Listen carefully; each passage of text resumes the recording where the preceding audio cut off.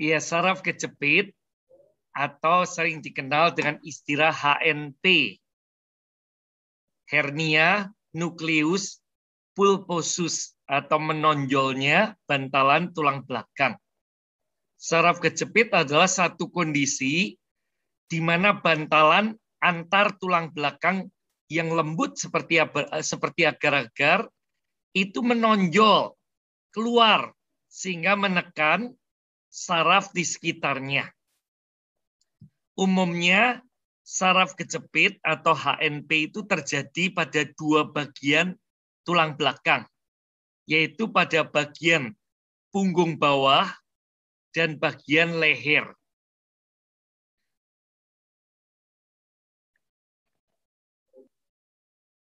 Nah, tulang belakang ini bentuknya seperti ini dan terdiri dari beberapa deret ruas tulang. Yang pertama, di bagian atas itu tulang leher, ada 7 ruas. Lalu kemudian tulang punggung, tulang pinggang, tulang ekor, dan tulang bokong. Tulang-tulang penyusun tulang belakang ini dipisahkan oleh lempengan cakram yang disebut diskus vertebralis. Di dalam cakram itu terdapat bantalan yang lentur yang disebut nucleus pulposus atau NP. Nah, Tuhan secara ajaib merancang supaya tulang tidak berbenturan dengan tulang. Di antara ruas-ruas tulang itu ada bantalannya yang lentur seperti shock breaker gitu ya, untuk menghilangkan benturan. Ini yang lebih jelas, yaitu tulang leher itu ada 7 ruas, lalu tulang punggung ada 12, tulang pinggang ada 5. Nah, tulang pinggang inilah yang sering menyebabkan gangguan saraf kejepit atau HNP seperti dialami orang-orang. Istilahnya lumbalis. Lumbal ke-1, ke-2, ke-3, ke-4, ke-5. Biasanya lumbal ke-4 dan ke-5. Saraf kejepit yang dialami orang-orang. Lalu kemudian ada tulang duduk, dan yang terakhir ini tulang ekor. Orang yang mengalami saraf kejepit biasanya pada bagian leher yang ada 7 ruas itu, dan kemudian pada tulang pinggang yang ada 5 ruas ini. Jarang terjadi pada bagian-bagian tulang belakang yang lain. Nah, tulang belakang itu NP nucleus pulposus itu diselubungi oleh serat jaringan yang sangat kuat. Cakram itu berfungsi, cakram itu yang biru-biru ini yang ada di antara tulang-tulang, berfungsi sebagai shock breaker atau shock absorber. Jadi untuk menghilangkan goncangan atau benturan dan berperan vital dalam kelenturan pergerakan tulang belakang kita. Misalnya kita menunduk, menengadah, memutar, atau gerakan-gerakan lainnya, itu menyebabkan tulang-tulang itu bisa bergerak dengan baik karena ada bantalan yang ada di antara tulang-tulang itu. Di dalam ruas vertebrae ini terdapat sumsum tulang belakang yang fungsinya sangat penting. Nah, ini dibesarkan lagi. Ini adalah tulang-tulangnya. Kalau kita cukup kalsium dan magnesium seperti yang ada di susu, keju, dan juga produk kita kolostrum, susu pertama yang dihasilkan oleh ibu yang melahirkan maupun binatang mamalia, binatang yang menyusui, maka tulang itu akan padat seperti ini. Tetapi kalau kita kekurangan kalsium dan magnesium, maka tulangnya kemudian mulai keropos atau biasa disebut osteoporosis. Nah, di antara tulang-tulang ini ada bantalan yang mencegah benturan antar tulang itu. Kalau enggak, saudara bisa bayangkan ketika kita bergerak, tulang kita bunyi krotok-krotok ya saudara, karena tulang berbenturan dengan tulang. Untung Tuhan merancang di antara tulang-tulang itu ada bantalan yang mencegah supaya tulang itu tidak berbenturan dengan tulang. Nah, itu fungsinya cakram itu, bantalan itu, saudara. Nah, Medspain itu menghubungkan otak dengan organ-organ tubuh bagian bawah. Sumsum tulang belakang terletak di belakang cakram. Bila kekuatan cakram melemah, itu berisiko terjadi robekan atau pecah pada anulus fibrosus. Akibatnya itu NP-nya keluar sehingga menjepit urat saraf atau HNP. Saraf spinal yaitu sistem saraf yang keluar dari tulang sumsum tulang belakang terbentang melalui dari leher sampai pinggang. Fungsi umumnya bertanggung jawab atas persarafan, saraf-saraf yang memberikan efek kita bisa merasakan sakit, bisa merasakan nyeri atau dingin atau panas sehingga kita bisa melakukan gerakan refleks. Nah, saraf anggota tubuh dan menjadi jalur gerak refleks sehingga saraf spinal disebut saraf refleks. Jadi selain tulang, di belakang itu ada sistem saraf yang menjulur dari leher sampai pinggang seperti tulang kita itu juga. Kenapa itu disebutkan di sini? Karena itu berkaitan dengan keluhan saraf kejepit itu, saraf yang ada di belakang tulang belakang itu terjepit sehingga menyebabkan timbulnya rasa nyeri itu.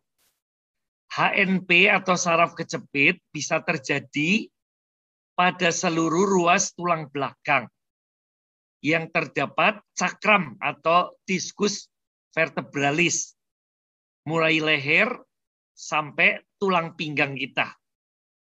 Daerah yang terasa nyeri tergantung di mana terjadi penonjolan atau penjepitan saraf. Jika terjadi pada bagian leher, maka bahu kita terasa nyeri. Demikian juga pundak kita. Dan bisa disertai dengan migrain. Jadi migrain itu kadang-kadang bisa dipicu karena ada saraf di tulang leher kita yang kejepit. Pusing-pusing separuh itu yang dinamakan migrain itu terjadi karena saraf di tulang leher kita terjepit. Penyebab yang lain mungkin pada gigi belakang sendiri. Gigi geraham paling belakang itu tumbuhnya miring, itu juga bisa menyebabkan pusing dan migrain. Jadi sekalipun itu sama-sama sakit kepala atau migrain, penyebabnya bisa macam-macam dan harus diteliti dengan cermat, saudara. Mungkin penyebabnya karena saraf kejepit di leher atau gigi geraham belakang yang tumbuhnya miring. Apakah saraf kejepit itu? Nah, saudara lihat gambar ini, saudara. Ini tulang dengan tulang. Lalu kemudian ada bantalan tadi yang mencegah tulang itu berbenturan. Nah, ini di bagian ini itu keluar sehingga menjepit sarafnya. Kalau yang bagus itu yang seperti ini, saudara. Jadi saraf-saraf tidak terjepit. Normal gitu ya, cakramnya. Tetapi ketika ini pecah cakramnya, kemudian ini keluar, itu menjepit urat sarafnya ini, seperti ini.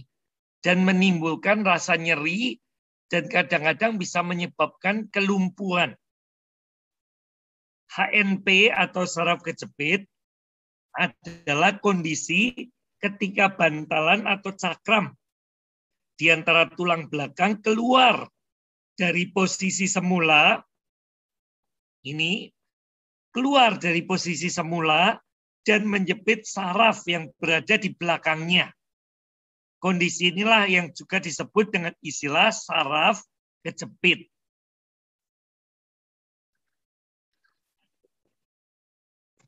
Saraf kejepit adalah gangguan yang terjadi akibat penonjolan atau keluarnya bantalan di cakram antar ruas tulang belakang.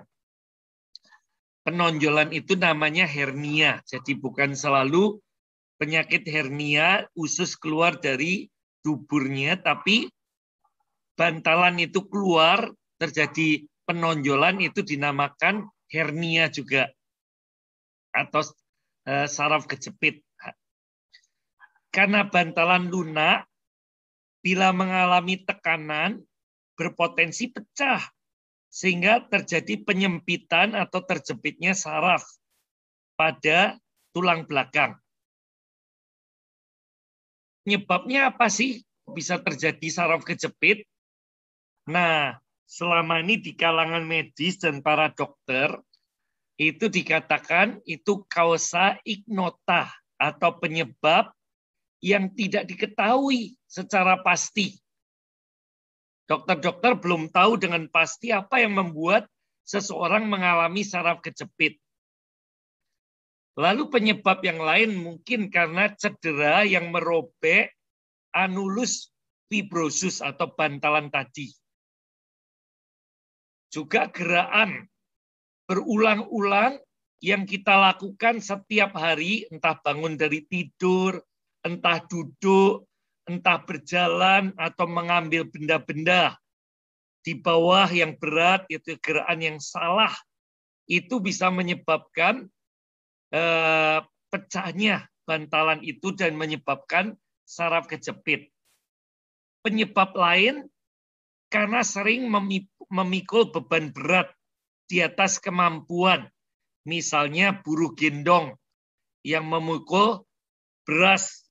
Saya ingat tetangga saya waktu kecil dulu, itu punya toko beras dan mereka punya buruh-buruh gendong, saudara. Buruh gendong itu memikul beras mungkin 1 kuintal atau minimal 50 kilo di punggungnya, saudara. Ketika mereka masih muda dan kuat, mungkin tidak ada masalah.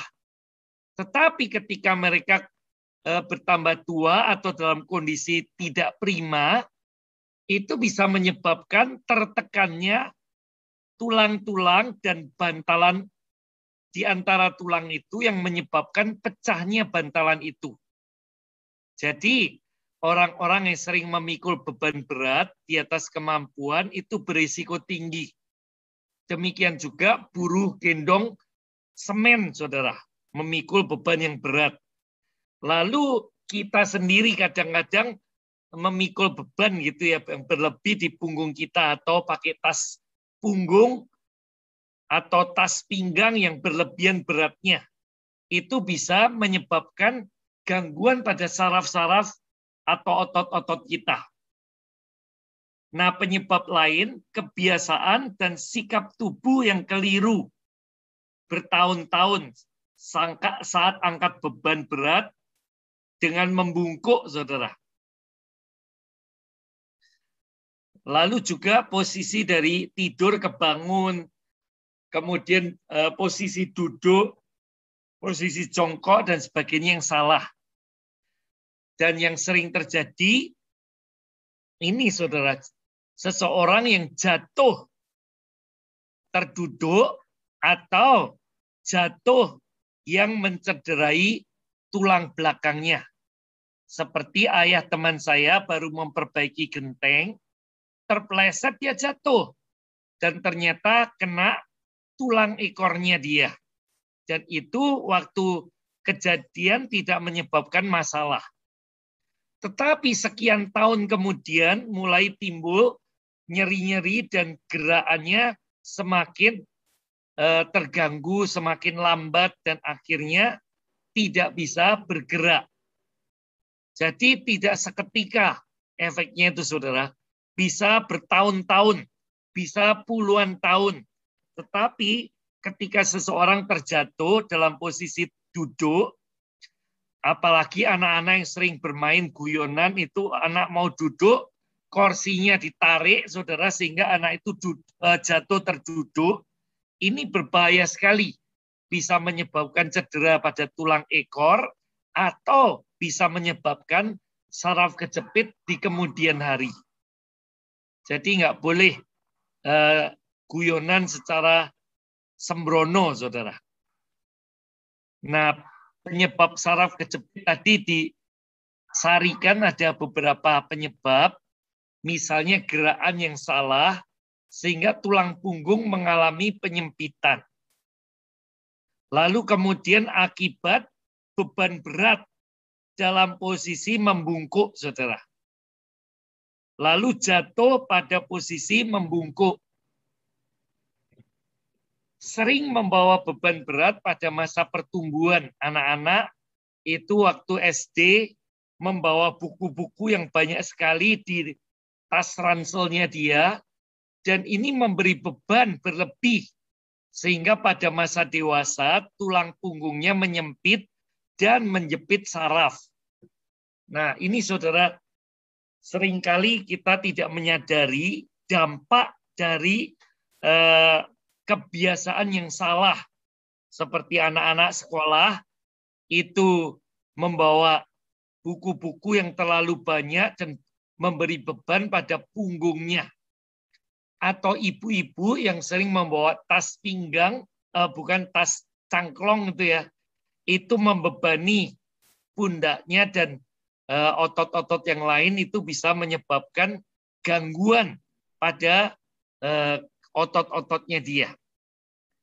Lalu yang berikutnya, kebiasaan sikap tubuh yang salah selama bertahun-tahun, sehingga terjadi penyempitan pada tulang punggung dan penyempitan pada saraf. Tanpa disadari, setiap hari tulang belakang mengalami cedera dengan posisi seperti ini, saudara. Yaitu misalnya duduk dengan posisi membungkuk seperti ini, saudara. Ini jam kerja di kantor 8-10 jam, posisi duduk yang salah dan berulang terus dalam kurun waktu bertahun-tahun, berisiko mencederai tulang pinggangnya.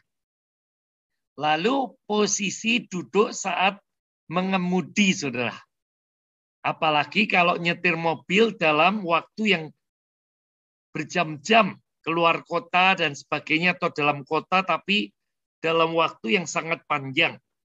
Memiringkan badan dalam waktu yang lama bisa mencederai tulang pinggang. Entah posisi duduk di kantor atau duduk di dalam mobil, itu bisa menyebabkan gangguan saraf kejepit itu.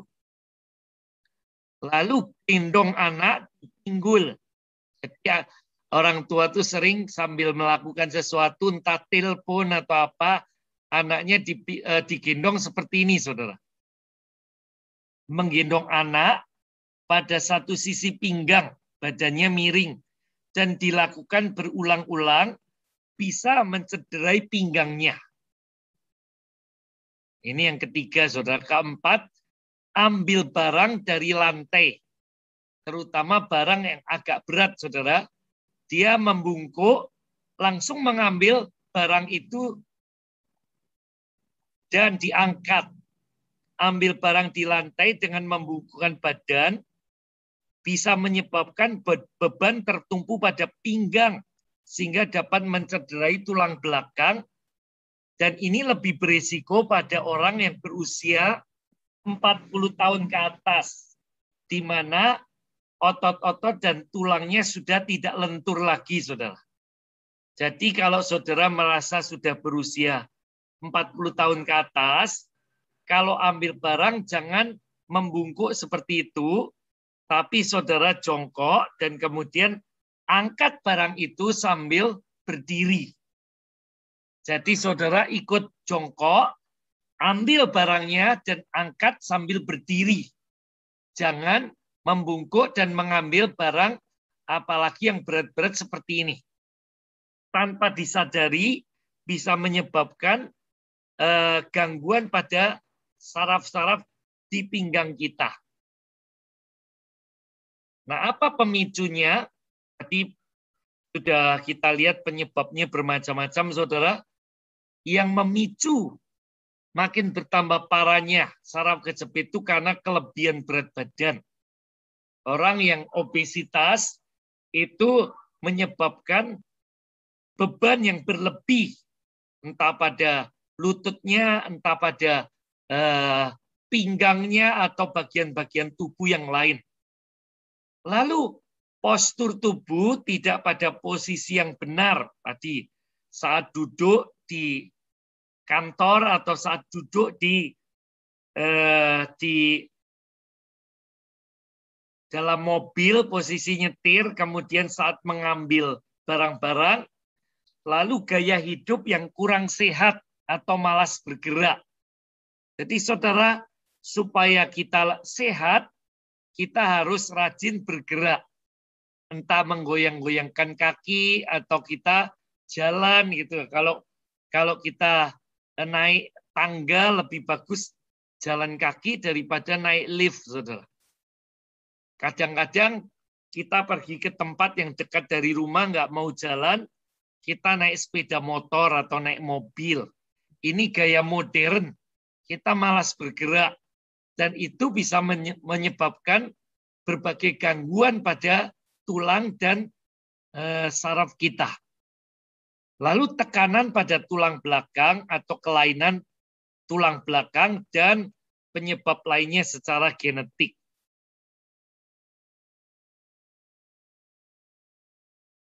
Juga perubahan degeneratif yang mengurangi kekuatan dan stabilitas tulang belakang. Atau gerakan tiba-tiba dan bertenaga memindahkan gaya dalam jumlah yang besar ke tulang belakang. Lalu yang terakhir ya faktor usia. Makin bertambah umur terjadi penurunan, tapi kita seringkali belum merasa tua, kita merasa masih kuat seperti waktu muda dulu dan memikul beban berlebih, saudara. Dulu nggak apa-apa, tapi setelah umur bertambah, memikul beban yang sama beratnya itu menimbulkan masalah buat punggung dan pinggang kita. Risikonya ini tadi, dan berlebih, gaya hidup, postur tubuh, perubahan degeneratif, cedera, bahkan merokok juga bisa menyebabkan hal yang sama. Atau batuk yang lama dan terus-menerus, saudara. Lucu sekali, saudara, ayah teman saya ceritakan tadi, dia jatuh dari genteng, itu sudah bertahun-tahun yang lalu, suatu hari ketika dia ke pasar, dia tiba-tiba batuk-batuk, saudara.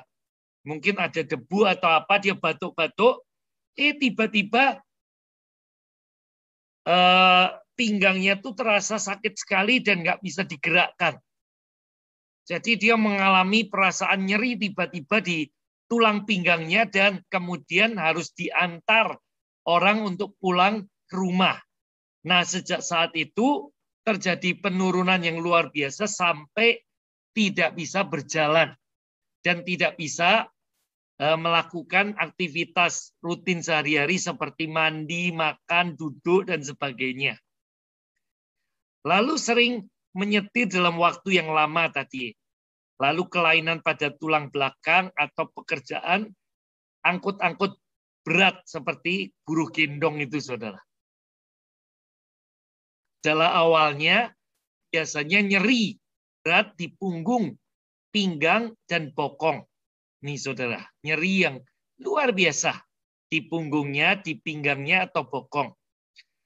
Kalau nyeri itu didiamkan saja, bertambah parah bisa menyebabkan kelumpuhan. Bila terjadi pada lumbar atau tulang pinggang 1-5, kan tadi tulang pinggang ada 5 ruas. Nah, kalau itu terjadi pada laki-laki, itu bisa menyebabkan impotensi. Lalu nyeri tajam sepanjang perjalanan saraf ischiadicus. Dapat terjadi gangguan motorik atau gerak dan melemahnya refleks. Nyeri bertambah jika duduk, membungkuk, mengangkat beban, batuk-batuk, meregangkan badan, dan bergerak. Saya ketemu konsumen New Image ini, saudara, di Bogor, namanya Pak Yunus. Dia mengalami saraf kejepit bertahun-tahun dan keluhannya dia tidak kuat duduk berlama-lama. Setelah duduk setengah jam, seluruh tubuhnya sudah sakit semua. Dia lebih suka kalau berdiri, saudara, daripada duduk berlama-lama. Nah, waktu itu dia langganan dengan tukang pijat, seminggu dia pijat 2 kali. Sampai tukang pijatnya itu sangat hafal dengan dia. Nah, ini kalau ada tulang leher, saudara. Tadi tulang pinggang yang 5 ruas. Kemungkinan lain adalah pada tulang leher. Ada 7 ruas di tulang leher, kadang-kadang gerakan yang salah atau posisi tidur yang salah, itu atau bantal yang mungkin terlalu tebal atau posisi yang salah, itu bisa menyebabkan gangguan pada saraf pada tulang leher. Ini bisa menyebabkan nyeri saat leher digerakkan, lalu nyeri pada tulang belakang, tulang kepala, leher, pundak, bahu, sepanjang lengan, dan jari tangan, jadi seperti lumpuh. Lalu otot bahu, lengan melemah, dan terasa baal di leher, hingga area tangannya tidak terasa apa-apa.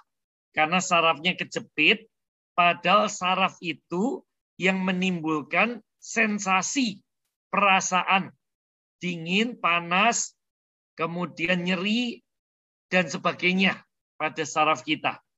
Kalau sarafnya kejepit, maka tidak terasa apa-apa, saudara. Nah, ini pada tulang belakang, nyeri pinggang menjalar ke bokong, selang kanan tungkai. Lalu otot tungkai dan kaki melemah, sehingga tidak bisa untuk jalan lagi atau berdiri.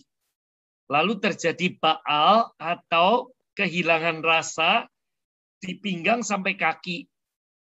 Nyeri saat membungkuk atau duduk dalam waktu lama, dan berkurang jika berbaring dengan tungkai sedikit ditekuk. Ini ya, diringkas sama seperti tadi. Lalu bagian yang terkena saraf kejepit. Saraf kejepit itu bisa terjadi di cakram mana saja. Namun secara statistik 90-95% itu terjadi di tulang pinggang yang ada 5 ruas itu, saudara. Lalu 6-8% pada tulang leher yang ada 7 ruas itu. Dan lainnya 1-2% itu pada tulang punggung atau torak. Tapi itu jarang sekali.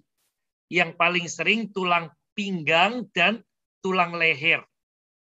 Tapi persentasenya jauh lebih besar di tulang belakang. Bagaimana mencegah saraf kejepit? Pertama, saudara, kurangi obesitas. Semakin ideal berat badan kita, maka itu menyebabkan risiko HNP atau saraf kejepit semakin kecil. Jadi kalau saudara merasa sering nyeri-nyeri pada pinggang atau pada tulang leher saudara, coba langkah pertama kurangi berat badan saudara. Lalu usahakan duduk dengan sikap tubuh yang benar. Tegak, jangan memberi beban pada tulang-tulang kita, tulang belakang kita. Perhatikan posisi saat duduk, bergerak, atau mengangkat beban. Juga posisi tidur, saudara. Itu penting sekali. Karena seringkali saraf kejepit juga terjadi pada waktu seseorang tidur dan memakai bantal. Lalu juga saat orang bangun dari tidur. Itu juga kalau kita bergerak terlalu cepat dan gerakan tiba-tiba, itu berbahaya juga. Apalagi makin bertambah umur. Lalu untuk mengurangi semua ini, coba olahraga untuk mencegah kelenturan tubuh dan kekuatan otot, terutama tulang belakang. Saudara, teman saya yang saya ceritakan yang ayahnya saraf kejepit sampai lumpuh, saudara, sehingga sudah dijadwalkan untuk dioperasi oleh dokter. Sudah 1,5 tahun menderita, tidak ada perbaikan, jadi mereka sudah putus asa dan ambil keputusan mau dioperasi. Untung sebelum operasi, teman itu ketemu teman saya di Solo, seorang perawat, dan kemudian mencoba produk Lifeline atau kolostrum yang bentuk susu. Setelah dia minum kolostrum ini, terjadi regenerasi sel, terjadi perbaikan pada sel-sel pada bantalan saraf itu, saudara, sehingga ayahnya mulai bisa bergerak sedikit-sedikit. Sudah tidak terasa nyeri berlebihan seperti sebelumnya. Lalu setelah minum 2 kaleng makin membaik, dan kemudian jadwal operasi semakin mendekat. Lalu teman saya itu dengan orang tuanya, ayahnya itu datang ke dokter dan kemudian konsultasi, dok, sebenarnya ayah saya sudah hampir menjalani operasi, tapi ketika minum kolostrum, ini sudah terjadi perbaikan. Bagaimana saran dokter? Apakah operasi harus dilanjutkan? Nah, setelah dokter itu melihat ada perubahan, ada perkembangan positif, dokter itu mengatakan operasinya ditunda dulu. Lanjutkan pakai kolostrum itu dulu. Akhirnya dilanjutkan lagi, saudara, sampai beberapa kaleng. Dan ayah teman saya itu sembuh total sampai saat ini. Sudah 2 atau 3 tahun ini, saudara. Demikian juga Pak Yunus yang ketemu saya di Bogor. Setelah minum kolostrum rutin, itu rasa nyeri-nyeri, rasa sakit di pinggangnya itu sembuh. Dan dia bisa ketemu saya di Bogor, itu 1 jam lebih duduk dan tidak ada masalah. Dia katakan sudah 95% lebih sembuh, saudara. Jadi teman saya yang Solo tadi, Aldrik namanya, dia memberikan edukasi bagaimana orang yang mengalami gangguan saraf kejepit itu bisa sembuh. Nah, dia sarankan untuk minum susu kolostrum ini, saudara. Dia banyak pasang di web. Lalu selain minum kolostrum, dia sarankan olahraga. Edukasi di web, di YouTube yang dia tayangkan, saudara, kadang-kadang diperlukan olahraga bersepeda, saudara. Kadang dokter melarang kan, tapi ternyata bersepeda, kalau dilakukan dengan hati-hati, tidak berlebihan, saudara, tapi porsinya makin lama makin ditambah, itu bisa menguatkan otot-otot. Otot kaki, otot paha, dan sebagainya, dan mungkin juga otot di tulang belakangnya. Sehingga ini bisa membantu untuk menyembuhkan gangguan saraf kejepit. Umumnya, pasien saraf kejepit itu dianjurkan untuk olahraga berenang, saudara. Yang penting melatih otot-otot di kaki, di paha, di tulang belakang, dan sebagainya. Dan harus dilakukan dengan tekad yang kuat. Selain fisioterapi, lakukan olahraga juga supaya menguatkan otot saudara. Tentu saja tidak boleh berlebihan, dan porsinya harus ditambah sedikit demi sedikit.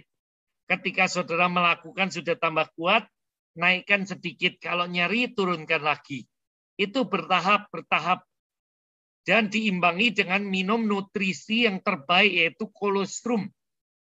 Nah, biasanya dengan melakukan olahraga teratur, ini akan menguatkan otot dan kelenturan tubuh dan bisa membantu mempercepat proses kesembuhan. Lalu hindari angkat beban yang berlebihan. Anak-anak, hindari angkat buku-buku sekolah yang terlalu berat. Kalau terpaksa bawa buku banyak, pakai tas itu aja yang bisa ditarik itu saudara, digeret itu ya. Jadi jangan dipikul, tapi geret aja dan bergantian tangan ke kiri dan tangan kanan. Supaya tidak memberi beban berlebih pada satu tangan. Yang terakhir, perbaiki gizi atau nutrisi pada makanan kita. Salah satunya dengan kolostrum itu, susu kolostrum. Nah, ini olahraga berenang, apalagi di air hangat, ini bagus sekali, saudara. Di beberapa kota dingin, itu ada pemandian air hangat. Entah itu di Batu, di Selekta, atau di Purwokerto, Baturaden, atau di Guci, atau tempat-tempat lain, saudara. Di Bandung itu ada di kota-kota pegunungan itu pemandian air hangat. Kalau ada kolam renang air hangat, saudara boleh terapi berenang di situ. Itu sangat bagus untuk terapi saraf kejepit. Saat berenang itu terjadi daya dorong dan gaya tarik, terutama pada ruas tulang belakang, hingga dapat memperbaiki posisi cakramnya. Cakram di antara tulang-tulang itu mungkin keluar setelah berenang, itu bisa ditarik atau didorong sehingga kembali ke posisi yang benar. Jadi saudara memang dibutuhkan usaha ekstra ya, nggak cukup cuma duduk atau tiduran aja. Tapi harus ada olahraga, entah itu berenang atau yang dianjurkan ayah saya, temannya yang ayahnya sembuh tadi, naik sepeda. Kalau saraf kejepitnya tidak terlalu parah. Untuk memperbaiki posisi cakramnya. Lalu yang terpenting istirahat yang cukup di tempat tidur, saudara, supaya tidak terjadi geseran atau perubahan pada posisi tulang-tulang kita. Selain itu, terapi farmakologis atau obat-obatan, penghilang nyeri, dan sebagainya. Tapi biasanya obat itu cuma untuk menghilangkan nyerinya. Untuk sembuhnya minum susu kolostrum. Nah, ini saudara olahraga yang bisa dilakukan. Bisa juga dengan korset pinggang untuk meringankan rasa nyeri itu, saudara, atau operasi dan sebagainya.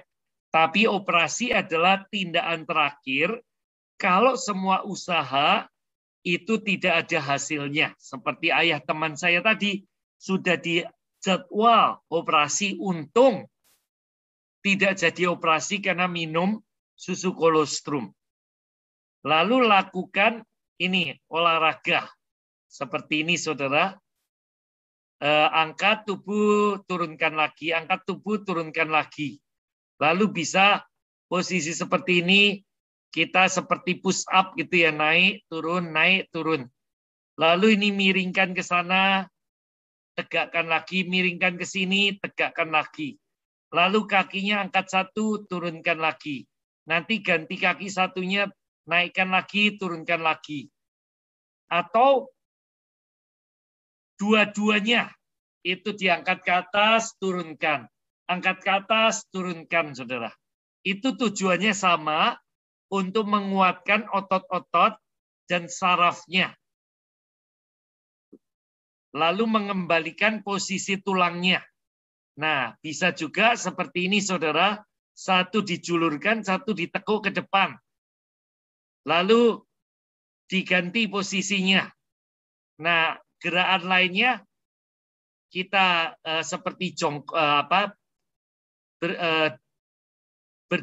duduk seperti ini, bukan duduk, saudara, tapi dalam posisi seperti ini, angkat satu kaki, turunkan lagi.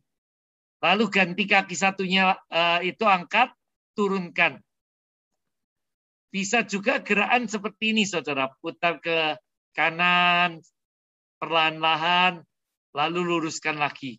Putar ke kiri, perlahan-lahan, luruskan lagi. Jadi ada banyak senam-senam yang bisa membantu untuk melatih kekuatan otot kita. Saudara bisa buka di YouTube, senam untuk saraf kejepit. Senam untuk saraf kejepit. Nanti ada tayangannya di YouTube, saudara, sehingga saudara bisa melatih gerakan-gerakan itu untuk membantu memperkuat otot saudara. Nah, ini berenang, ini sangat penting, terutama di air panas, itu bisa melemaskan otot dan saraf yang kejepit, sehingga lebih cepat kembali bentuk tulang punggungnya. Lalu ini makanan yang bergizi, yang bisa membantu meningkatkan kesehatan tulang dan sarafnya. Makanan yang kaya kalium seperti pisang, aprikot, lalu kemudian apokat, ini buah kiwi, saudara, lalu apokat, kacang-kacangan, kentang, air kelapa muda, saudara, itu bisa membantu mengembalikan keseimbangan fungsi saraf dan meredakan gejala saraf kejepit.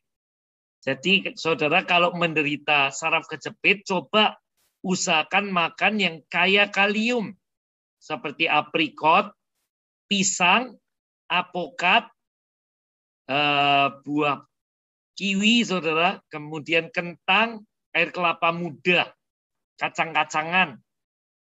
Lalu makanan yang kaya kalsium juga, kalium dan kalsium, seperti susu, keju, yogurt, serta daun-daunan hijau seperti bayam, sawi, dan sebagainya dapat membantu saraf dan juga meningkatkan kesehatan Anda secara keseluruhan. Apapun problem kita, kuncinya pada perbaikan nutrisi, saudara. Nutrisi yang baik itu bisa membantu memulihkan gangguan kesehatan kita. Bagi saraf kejepit itu makanan yang kaya kalium dan kaya kalsium. Nah, ini produk New Image yang bisa membantu meringankan atau meredakan saraf kejepit. Pertama, saudara bisa minum kolostem. Ini kolostem ini bahan utamanya kolostrum. Lalu ada juga fukoidan yang sangat bagus untuk kesehatan lambung saudara dan bisa membantu membuat tidur lebih pulas. Tidur pulas itu adalah obat yang ajaib untuk menyembuhkan gangguan kesehatan kita macam-macam, saudara. Nah, kolostem ini diminum 2 kapsul sehabis makan malam dan membantu meningkatkan produksi stem sel, sel puncak, sel induk yang membantu kita untuk memperbaiki sel-sel yang rusak, terutama di bantalan leher tadi, bantalan tulang belakang di leher maupun di pinggang, saudara. Nah, secara ilmiah, kolostem ini terbukti mendukung perbaikan sel tubuh secara alamiah, memperbarui, memulihkan, meremajakan tubuh kita. Pembaruan sel induk merupakan terobosan besar kesehatan pada zaman kita. Suplemen harian yang membantu perbaikan sel tubuh secara alami. Ini bisa merevitalisasi jaringan dan organ tubuh. Dan ada bahan-bahan antioksidan untuk melindungi dari proses penuaan. Untuk hasil maksimal, minum 2 kapsul 1-3 kali sehari, terutama sehabis makan malam. Kalau gangguan saraf kejepit kita parah, boleh sampai 2 atau 3 kali sehari. Ini bisa membantu saudara proses penuaan lebih sehat, proses kesembuhan dari saraf kejepit, dan menyehatkan stem sel dewasa. Ada kunyit, ada kurma, ada yeast, fukoidan, L-karnosin, dan sebagainya yang manfaatnya betul-betul istimewa. Yang kedua, saudara boleh minum kolostrum seperti yang diminum ayah teman saya di Solo, ayah Aldrik, dan Pak Yunus, saudara, teman saya Pak Yunus Toding dari Bogor, dan puluhan konsumen saya yang lain yang menderita saraf kejepit. Boleh pilih yang isi tablet isap, atau susu, atau kapsul. Tapi selama ini kebanyakan orang-orang yang sembuh cepat itu minum yang bentuk susu ini, saudara. Ini nutrisi yang kita minum sebelum makan pagi hari dan sore hari. Sehari 2 kali, saudara. Nah, ini kaya imunoglobulin untuk meningkatkan daya tahan tubuh, meningkatkan imun, lalu hormon pertumbuhan, supaya sel yang rusak itu diperbaiki, lalu kaya conjugated linoleic acid, lalu rendah trans fat, lemaknya itu rendah, saudara. Lalu ada probiotik untuk kesehatan pencernaan dan usus. Nah, ini saudara, Alphalip Lifeline. Banyak sekali konsumen, ribuan yang sudah pakai, dan mereka mengalami kesembuhan yang luar biasa dari saraf kejepitnya. Minimal mengurangi rasa sakit. Maksimal sembuh dan pulih seperti normal. Tidak pernah merasakan sakit lagi. Nah, selain itu boleh tambah RDA. Ini multivitamin mineral lengkap, saudara, yang bahan-bahannya pilihan alami. Tidak ada efek samping. Dirancang memenuhi kebutuhan nutrisi esensial setiap hari sesuai rekomendasi WHO. Mengandung 25 vitamin mineral, supaya sepanjang hari kita fit dan bugar, meningkatkan energi, vitalitas, dan kejernihan mental kita. Jadi konsentrasi tinggi, sehingga RDA ini bisa dikatakan pil anti loyo, pil awet muda, saudara, membantu awet muda dari dalam maupun dari luar. Teman sempurna untuk kegiatan rutin Anda yang sibuk. Untuk hasil maksimal, minum 2 tablet 2 kali sehari, pagi 1, sore 1. Kadang-kadang kekurangan kalsium dan kalium tadi menyebabkan gangguan saraf kejepit tambah parah. Tetapi dengan minum RDA, di dalamnya terkandung kalium cukup, kalsium cukup, sehingga bisa menjamin seluruh kebutuhan vitamin mineral tercukupi dengan sempurna. Nah, sampai di sini, kalau ada yang mau bertanya, silakan. Yuk, siapa yang mau bertanya, silakan.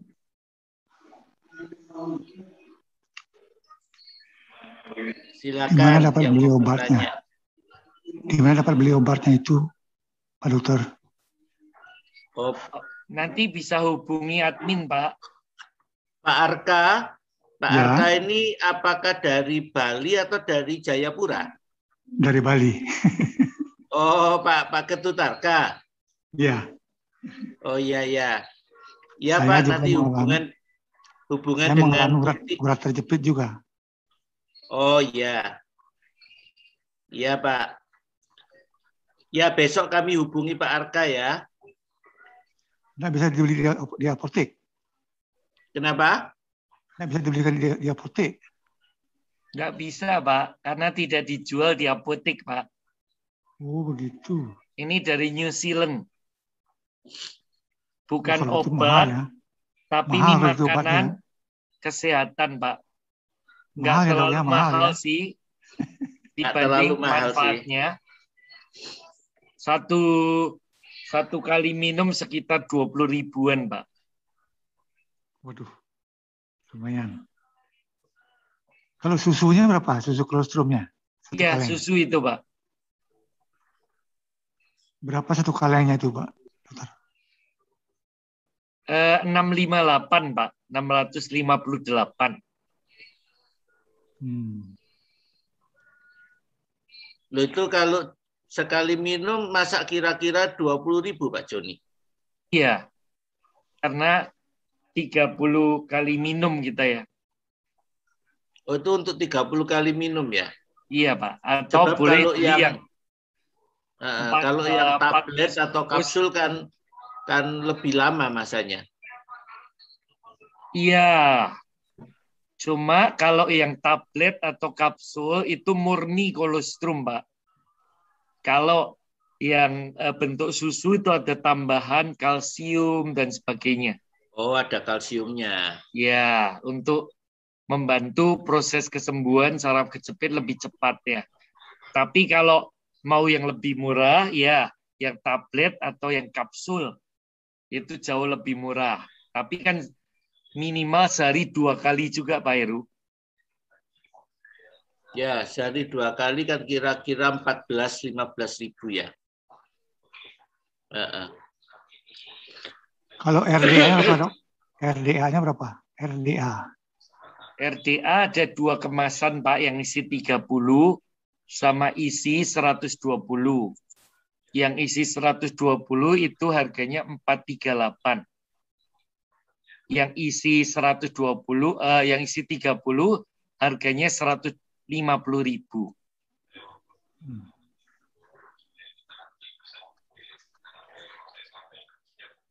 Iya.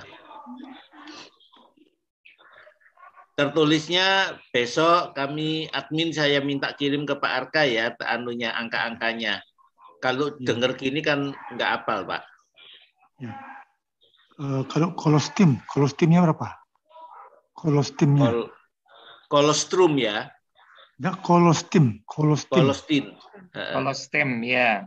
Nanti bisa hubungan sama admin aja, Pak, yang detail. Kalau harganya Pak, harganya satu botol berapa Pak Joni? 658 juga, Pak. Mahal juga ya. Isi 60 kapsul. Jadi bisa dipakai 1 bulan, Pak. Kalau dilihat sepintas kelihatan mahal, Pak, karena kalau obat itu kan biasa cuma untuk 5 hari atau untuk seminggu ya. Tapi kalau ini bisa dipakai sampai 1 bulan, Pak. Dan ini bukan obat, ini adalah makanan super, Pak. Makanan yang punya dampak untuk memberikan perbaikan sel-sel dan kesembuhan. Sehingga bisa dipakai orang yang sakit atau orang yang sehat. Dan tidak ada efek samping karena ini bukan obat ya, Pak. Kalau obat itu racun, harus dosisnya tepat, lalu selalu ada efek sampingan. Kalau makanan ini tidak ada efek sampingan, dosisnya sesuai dengan kebutuhan kita, tidak ada efek sampingan sama sekali.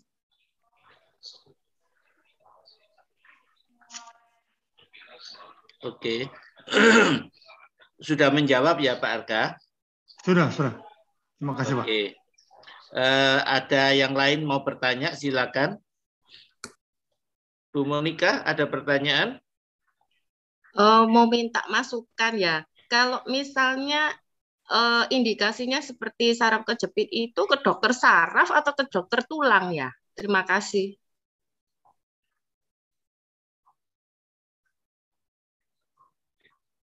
Saya rasa ke ke dokter saraf ya. Iya, rasanya dokter saraf, Bu Monita. Oh iya, terima kasih dok.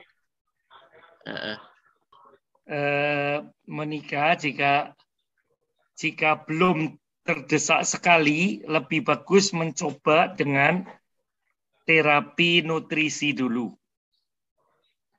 Jadi kalau sampai itu belum sembuh juga dalam 3 bulan, nah itu boleh konsultasi ke dokter ya untuk tindakan lebih lanjut.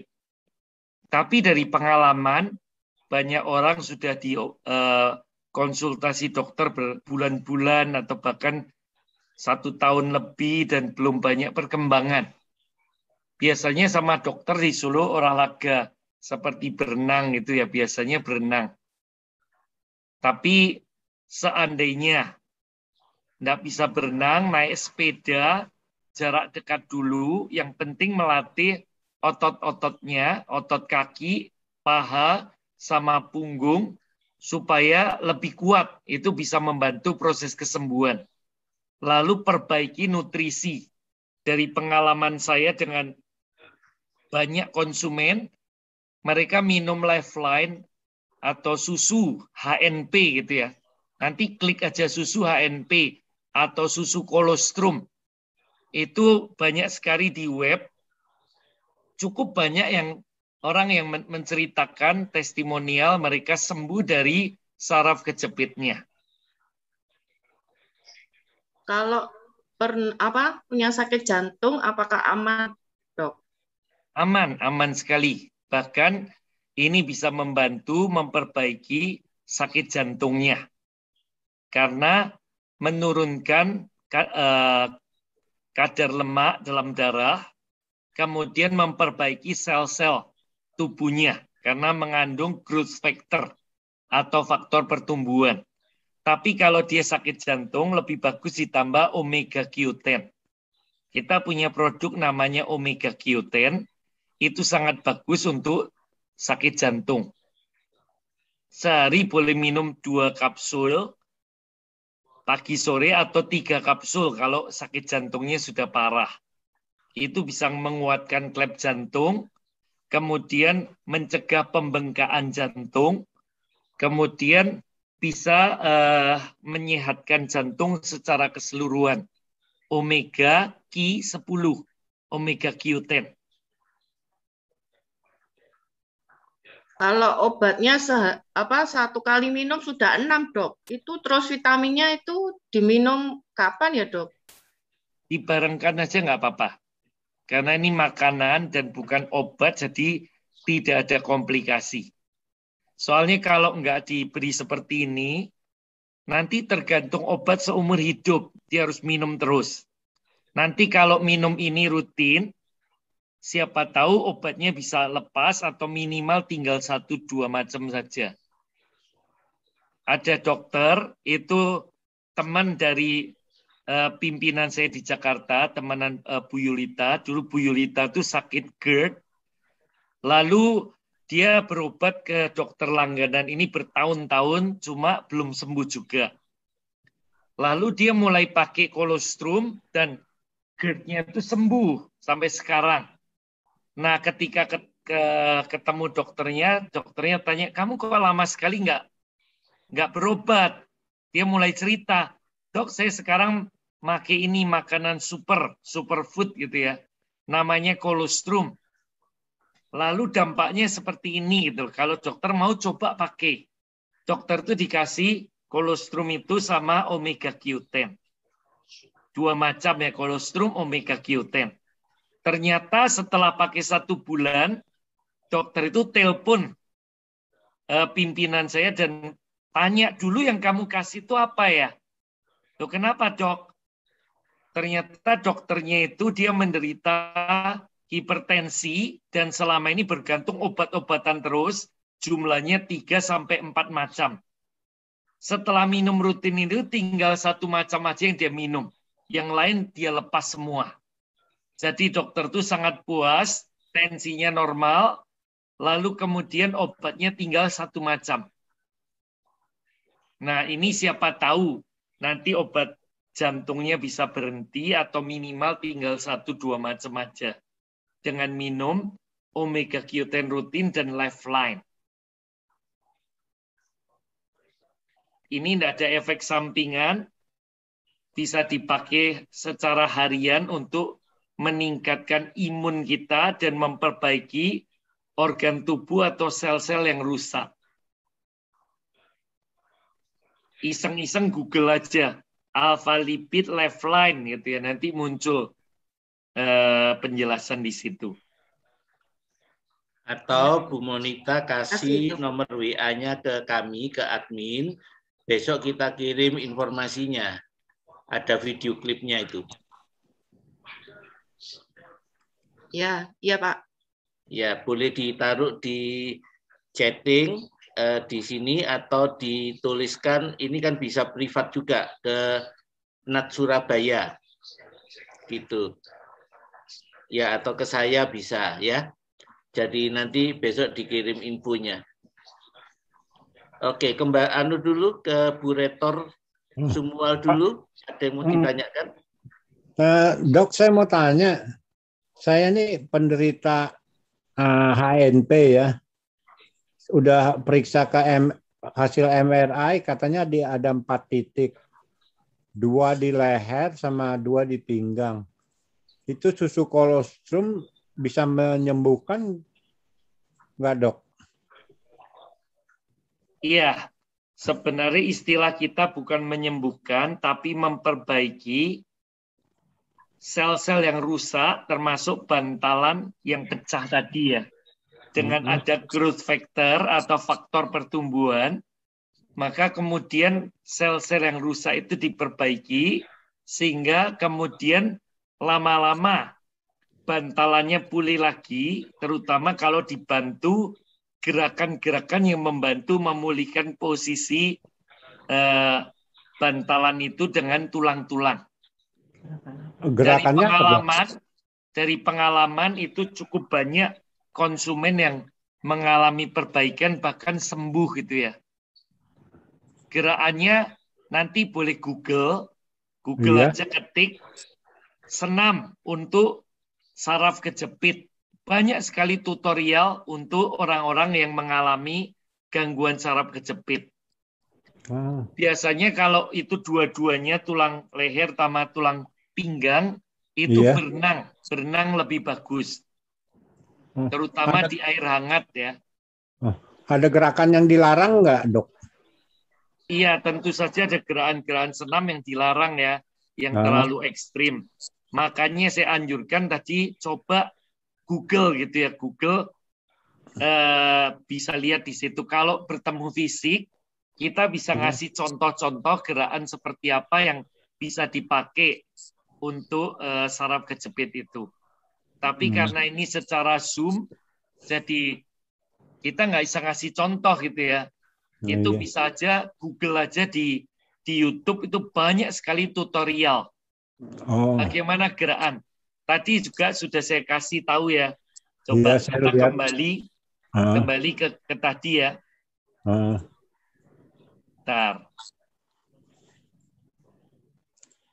Kalau saya lihat gambarnya ada beberapa yang kayaknya sulit saya kerjakan ya, Dok. Ya, kalau itu karena leher dengan tulang pinggang itu kasus yang langka ya, biasanya cuma salah satu, tapi ini dua-duanya gitu ya. Jadi memang nggak semua gerakan bisa, pilih gerakan yang kira-kira mampu dilakukan. Bisa dikerjakan. Ya, jangan semua diikuti ya, karena memang ini kan nggak gampang gitu ya.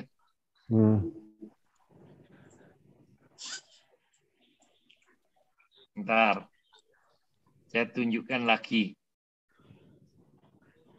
Nah, seperti ini. Oh iya. Bisa seperti ini, atau seperti ini, atau tangannya diayun ke sana, tegak lagi, ayun ke sini, tegak lagi gitu ya. Oh iya, Dok. Iya, Dok. Tapi kalau itu terasa susah, ya lakukan gerakan yang sederhana. Nanti coba Google aja. Di Google itu sangat banyak tutorial gerakan-gerakan sederhana untuk membantu menguatkan otot bagi saraf kejepit. Kan semua info itu bisa kita ambil dari perpustakaan besar Mbah Google ya. Semua ada datanya di situ. Asal kita rajin buka aja, kita akan menemukan. Jadi selain senam, yang penting ya beri nutrisi yang terbaik. Tadi seperti ini ya. Itu ya. Kolostrum dan makanan-makanan yang bergizi. Nah, di dalam kolostrum itu ada semua nutrisi ini. Intinya ya, intisarinya. Seperti kaliumnya, kalsiumnya gitu ya. Terus saya mau tanya, Dok. Kenapa? Saya mau tanya, kenapa makin lama otot paha sama ini saya makin menurun ya, jadi nggak bisa diatur ya, maksudnya nggak bisa dikoordinir ya, Dok? Iya, pastilah karena sarafnya itu kejepit, karena bantalan tadi pecah kan, lalu itu nonjol keluar, jepit saraf yang ada di belakangnya, jadi kan gerakan jadi terganggu kan, nggak bisa leluasa. Iya. Makin lama kalau sesuatu buruk itu tambah buruk, tambah buruk, tambah buruk gitu loh. Sampai akhirnya bisa menyebabkan kelumpuhan. Nggak bisa bergerak sama sekali. Makanya sebelum itu terjadi, lakukan tindakan segera gitu ya, ambil keputusan, coba pakai produk ini karena banyak sekali orang yang saraf kejepit, pakai produk ini sembuh dan mereka berterima kasih gitu ya. Seperti yang di Solo tadi, di Bogor, di Jogja ini, banyak sekali saya ketemu orang-orang yang baru minum 1 kaleng saja dan merasakan manfaatnya. Oh iya, Dok. Banyak sekali. Kita sudah menangani ratusan orang gitu ya.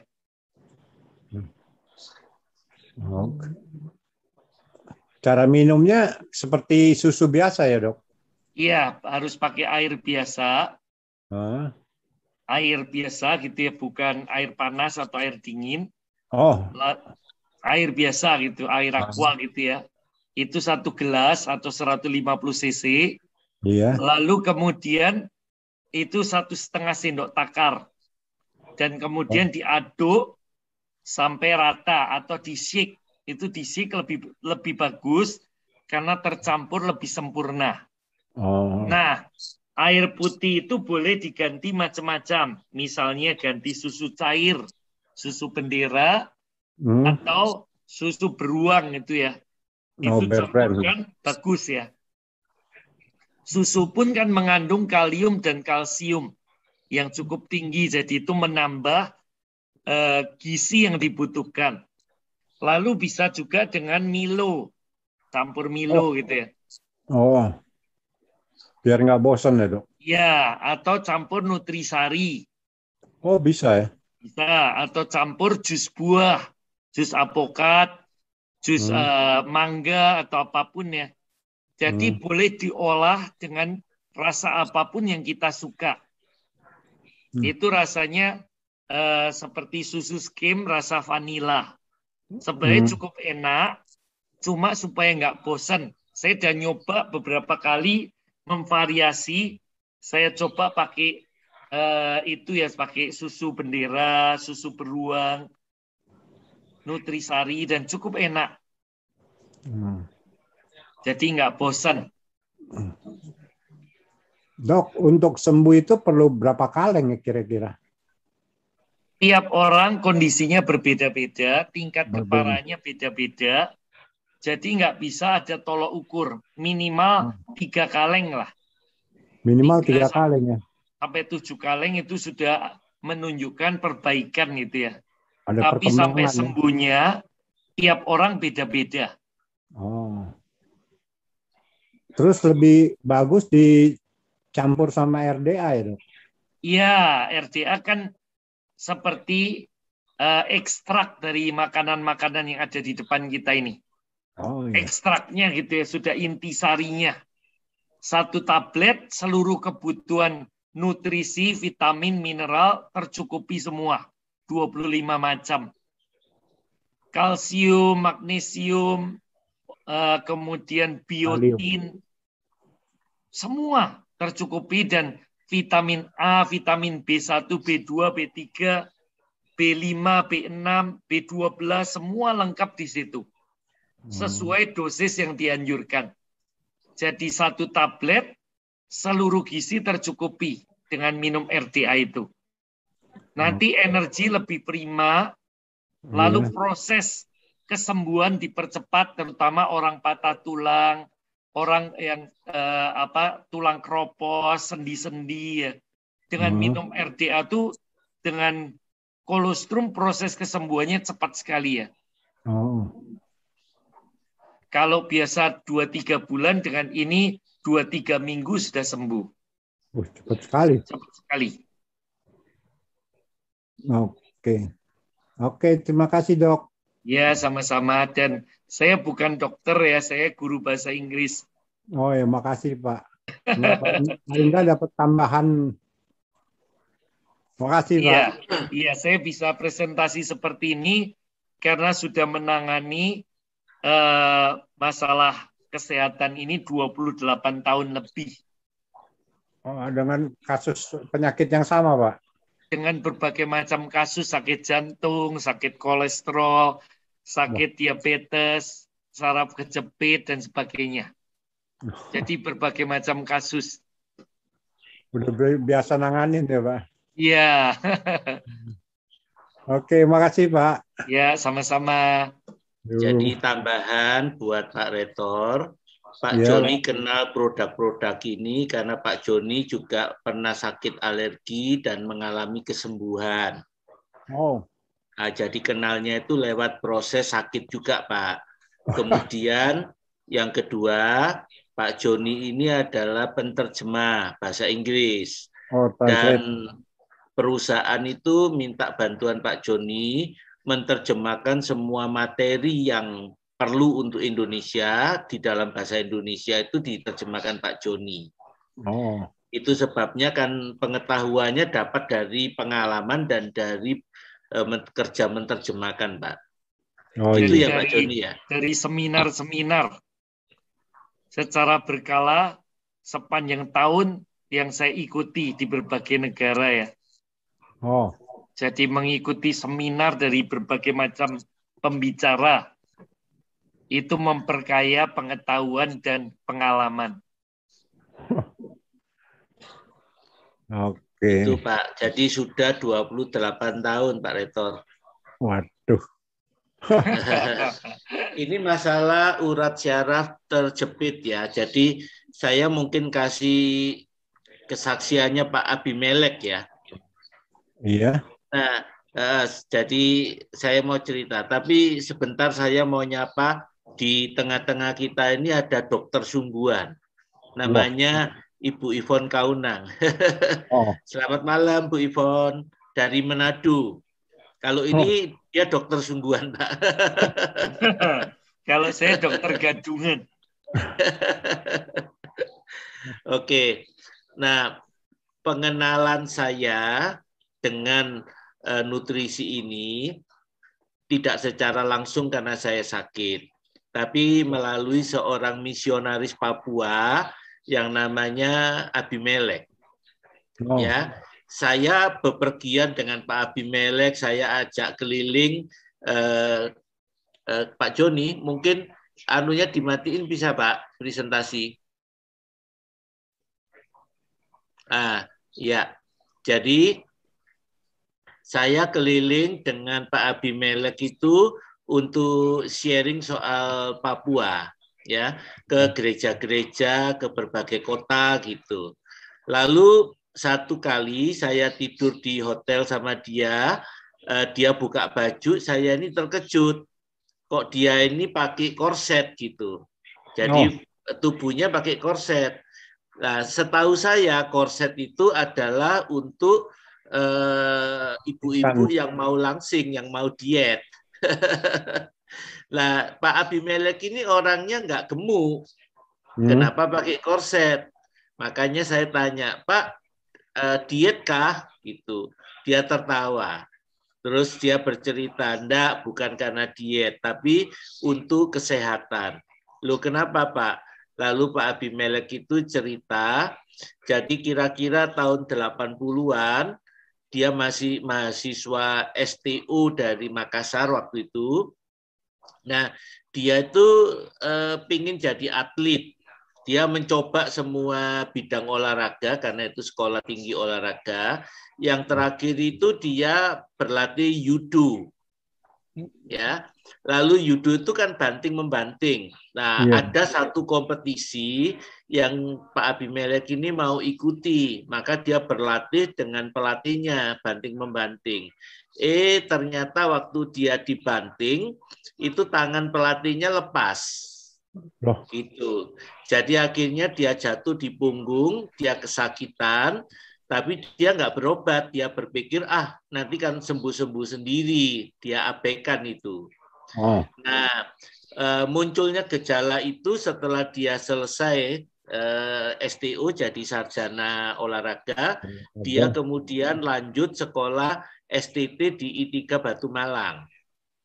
Nah, waktu dia sekolah di I3 Batu Malang itu, tahu beberapa tahun kemudian kok kakinya enggak nurut sama otaknya. Jadi enggak mau koordinasi gitu. Jadi akhirnya dia dibawa teman-temannya periksa ke dokter, ya singkatnya ke William Booth Surabaya. Nah, ketika diperiksa di sana, dokter mengatakan, waduh, ini adalah kasus yang sudah sangat lama karena tidak diobati, sekarang baru anfal, baru muncul. Jadi harus operasi yang cukup besar. Nah, kalau tidak dioperasi, terancam bisa lumpuh. Gitu. Itu Pak Abimelek. Lalu kemudian Pak Abimelek juga bertanya, nah kalau operasi biayanya berapa? Kan biayanya cukup besar ya.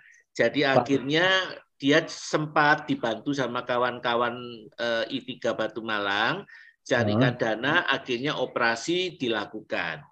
Tapi karena sudah terlalu lama dibiarkan, jadi nggak bisa sembuh total. Gitu. Jadi dokter bilang ada pantangan yang tidak boleh dilanggar. Yang pertama, tidak boleh terlalu capek. Gitu, itu tidak boleh. Pantangan yang kedua, tidak boleh jalan terlalu jauh. Pantangan yang ketiga, tidak boleh pikul beban yang terlalu berat karena kan syaraf kejepit ini gitu. Nah, tetapi karena panggilan misi di Papua, di mana dia harus masuk ke pedalaman, pikul beban, jalan terlalu jauh, semua pantangan itu dilanggar. Jadi dia masuk ke Papua dari tahun 94 itu, Pak. Jadi semua dilanggar gitu. Nah, pada waktu pergi dengan saya itu tahun 2014. Ya. Nah, kemudian kami sampai ke Jogja. Nah, sampai di Jogja itu ngobrol kita sama Pak Joni gitu. Ini kasus lama, ini urat syaraf terjepit. Nah, sebelum ketemu dengan Pak Joni, kita di Surabaya kan dia ke Surabaya dulu, Pak. Sebelum berangkat keliling ke Surabaya dulu naik pesawat. Kebetulan kami ada kenalan dokter dari Singapura, orang Indonesia tapi praktek di Singapura. Nah, dokter itu dokter pinter, dokter pandai. Pas ada di Jatim, kita ketemu konsultasi. Gitu. Kita bawa Pak Abimelek konsultasi. Nah, dokter itu berkata harus dioperasi lagi, gitu karena kan nggak sembuh-sembuh nih, harus dioperasi lagi. Tapi kemudian Pak Abimeleknya tanya sama dokter itu, kemungkinan sembuhnya berapa persen? Nah, dokter itu berkata 50-50, 50-50. Kenapa? Karena sudah terlalu lama gitu. Nah, dia bertanya, 50 berhasil. Kalau 50 yang lain, kalau gagal gimana? Dokternya ngomongnya enak sih. Ya kalau gagal ya lumpuh, Pak. Tapi waktu Pak Abimelek dengar begitu, dia pikir 50-50 ya, kemungkinannya cuma 50%. Jadi akhirnya dia nggak mau dioperasi, dia putuskan ya sudah, saya begini aja sampai saatnya Tuhan panggil pulang gitu. Nah, akhirnya ketemu dengan Pak Joni tahun 2014 ya. Lah ketemu Pak Joni, akhirnya dikasih nutrisi ini dari produknya New Image ini. Nah, kemudian kami istilahnya mensupport Pak Abimelek dengan nutrisi ini. Dan sampai sekarang dia minum nutrisi ini dan dia kondisinya membaik, sudah enakan, kemudian dia malah ikut memasarkan produk ini, Pak. Itu. Jadi Pak Abimelek ini adalah yang membawa saya kenal produk ini. Saya teman dengan Pak Joni dari tahun 80. Ya, Pak Joni ikut produk ini tahun 93. Tapi saya baru kenalnya, baru dikasih tahunya 2014 dengan kasusnya Pak Abimelek ini. Gitu. Jauh sekali ya. Nah, Pak Abimelek itu saya sebut misionaris yang tidak layak. Karena kondisi tubuhnya sebetulnya nggak bisa jadi misionaris. Tapi karena panggilan Tuhan, semuanya dilanggar. Makanya kami support dengan nutrisi ini. Gitu. Sampai sekarang. Itu kasusnya syaraf terjepit, Pak. Sekarang udah normal ya, Pak? Kalau dibilang normal tidak. Karena kan sudah terlalu lama ya. Tapi sangat menolong iya. Makanya sampai sekarang Pak Abimelek itu masih ke pedalaman, masih kalau sudah di pedalaman Papua kan pasti capeknya pasti ada, jalannya lebih, jalan jauhnya pasti ada, kemudian pikul beban terlalu berat pasti, jadi pantangan itu dilanggar semua. Tapi sampai sekarang terus bertahan ya, kita support supportnya dengan nutrisi ini gitu. Nutrisi ini, ya. Gitu. Ya itu kesaksiannya. Mungkin ada yang lain, Bu Ivon atau siapa yang mau bertanya lagi? Pak Joni? Iya. Kalau Pak Abimelek itu dulu dikasihnya apa ya Pak? 3 macam ya Pak? Iya, kolostrum, RDA, sama aloe vera drink, lidah buaya. Untuk mengurangi rasa nyerinya. Ya itu, jadi 3 itu yang kita dari tahun 2014 cukup rutin memberikan ke Pak Abimelek. Itu rutin tuh Pak ya? Iya. Nggak pernah vakum ya? Ya kadang-kadang vakum Pak, kalau nggak ada duitnya.